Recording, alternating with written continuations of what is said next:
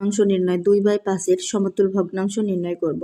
তো সমতুল ভগ্নাংশ হচ্ছে লব এবং হরকে একই সংখ্যা দ্বারা গুণ করতে হয়। তো 1 দিয়ে করলে যেহেতু এই সংখ্যাই হবে, তাই 1 বাদে নিব 2/5। যে সংখ্যা দিয়ে লবকে গুণ করব সেম সংখ্যা দিয়ে হরকেও গুণ করব।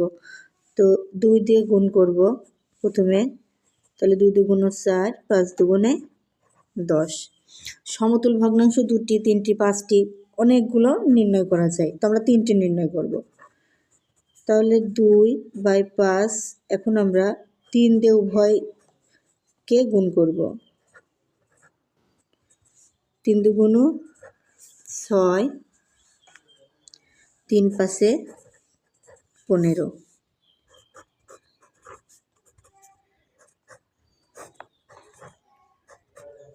4 4 2 8, 4 5 20। এই 4/10, 6/15, 8/20কে আবার যদি আমরা সমাধান করি, উপর নিচে ভাগ করি, তাহলে 2/5ই হবে। তাহলে আমরা লিখতে পারি 2/5-এর 3টি সমতুল ভগ্নাংশ হচ্ছে 4/10, 6/15, 8/20।